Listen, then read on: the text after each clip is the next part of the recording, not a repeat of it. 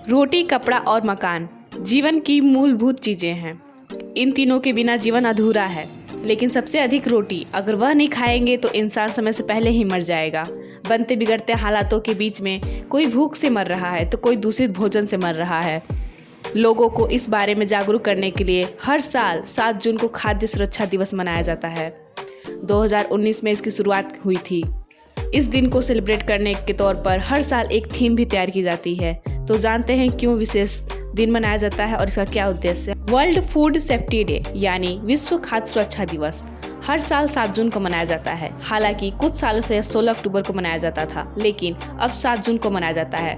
2018 में United nation के खाद्य और कृषि संगठन द्वारा इसकी शुरुआत की गई थी।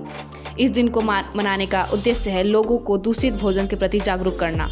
वर्ल्ड हेल्थ ऑर्गेनाइजेशन के मुताबिक हर साल 4,20,000 लोगों की जान चली जाती है सिर्फ दूषित भोजन खाने से। साथ ही बच्चों की भी दूषित या बैक्टीरिया से लेबरेज भोजन से जान चली जाती है। रिपोर्ट के अनुसार हर साल लगभग 1,25,000 बच्चे मर जाते हैं। वर्ल्ड फूड सेफ्टी डे इस साल की थीम है स्वस्थ कल के लिए आज का भोजन सुरक्षित। लोगों को इसके प्रति अधिक से अधिक जागरूक करना होगा, अन्यथा बेसमय यह कीमती जीवन राख में बदल सकता है। जरूरत के हिसाब से ही करें भोजन सामग्री की खरीद। आज के बदलते परिवेश में खाने की बर्बादी को देखकर बहुत दुख होता है। भोजन की बर्बादी को रोकने के लिए हमें थोक में खरीदने की आदत छोड़नी चाहिए। साथ ही जितना आवश्यक हो उतना ही खाना बनाएं।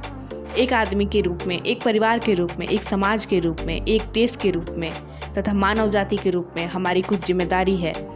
जब बात भोजन की बर्बादी का सवाल हो तब हमारी जिम्मेदारियां और भी बढ़ जाती हैं। भोजन की बर्बादी के साथ पैसे भी बच सकते हैं तथा उस बचे हुए भोजन से भूखों को भोजन मिल जाएगा। ज़रूरत के हिसाब से ही भोजन सामग्री खरीदने से महंगाई भी कम होगी।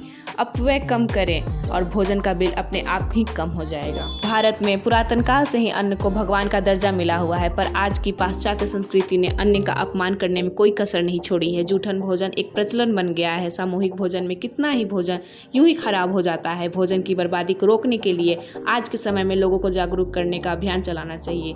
जूठन भोजन छोड़ना बंद करना चाहिए। भोजन की बर्बादी को पूरी तरह से रोका जा सकता है, मगर कोशिश तो करें। इस पर कुछ अंकुश लगाया जा सकता है। हॉस्टल और होटलों में बचा हुआ खाना फेंक दिया जाता है, किंतु किसी गरीब को दान करने में नहीं सोचते हैं। भोजन की बर्बादी को रोकने के लिए हमें यह चाहिए ये संगठन ब्लॉक स्तर पर लोगों से संपर्क करें और व्यर्थ होने वाले भोजन को गरीब तक पहुंचाने में मदद करें। अन्न का एक एक दाना महत्वपूर्ण है, मगर हम उसकी कीमत नहीं समझ रहे हैं। शायद यही वजह है कि बड़ी मात्रा में भोजन की बर्बादी हो रही है। सभी धर्म अन्न की इज्जत करना सिखाते हैं। विभिन्न आयोजनों में भोजन की बर्बादी होती है। बड़ी मेहनत से किसान अन्न पैदा करता है। गरीबी का आंकड़ा भी काफ़ी विस्तृत है। आज की कई लोग ऐसे हैं जिन्हें ठीक ढंग से 2 वक्त की रोटी भी नहीं नसीब हो रही है। ऐसे में हम मिलकर अन्न के अपव्यय को रोकना चाहिए और ज़्यादा से ज़्यादा इसका प्रचार और प्रसार करना चाहिए कि भोजन की बर्बादी को हम रोक सकें। इसी के साथ मैं पूजा मौर्य लोकतांत्रिक जनसत्ता पार्टी की प्रदेश अध्यक्ष होने के नाते आप सभी से अपील करती हूँ कि आप ज़्यादा से ज़्यादा इस कोरोना काल में ज़्यादा से ज़्यादा खाना बांटें तथा लोगों की हेल्प करें। धन्यवाद।